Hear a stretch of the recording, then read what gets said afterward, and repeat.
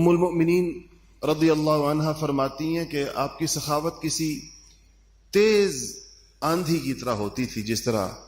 آندھی اپنے ساتھ سب کچھ لے جاتی ہے، ایسے ہی آپ کی سخاوت بھی اپنے پاس موجود تمام چیزوں کو لے جایا کرتی تھی، کوئی چیز پیچھے بچا نہیں کرتی تھی. یہاں پر بھی اگر آپ غور کریں تو نبی کریم صلی اللہ علیہ وسلم تو سارا سال ہی سخی ہوتے تھے، اپنے پاس تو آپ نے کچھ رکھا نہیں، اور آپ کی عطا تو اس قدر زیادہ ہوتی تھی کہ لوگ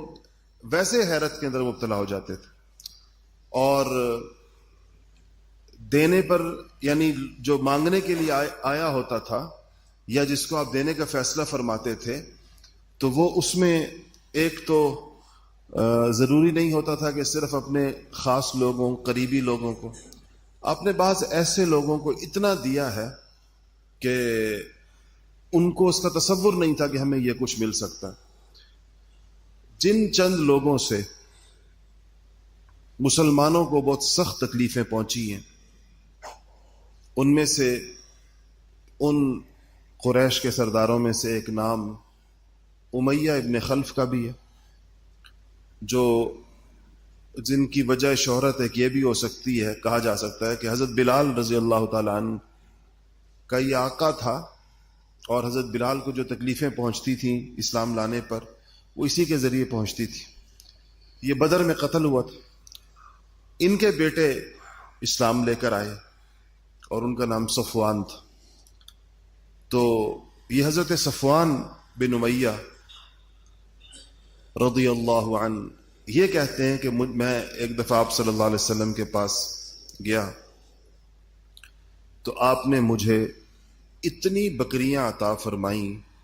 اتنا بڑا وہ ریوڑ تھا کہ دو پہاڑوں کے درمیان کی جگہ جو وادی کہلاتی ہے، تو کہا کہ ایک پوری وادی ان بکریوں سے بھری ہوئی غنیمت میں آئی، اور آپ نے وہ ساری کی ساری تنہا مجھے عطا فرما دی، کسی کو میرے ساتھ شریک نہیں کیا اس کے اندر. تو یہ صحابی رسول ضرور ہیں اور بڑی فضیلت کے مالک ہیں، لیکن ان قریبی رفقا میں ان کا شمار نہیں ہوتا جو پہلے دن سے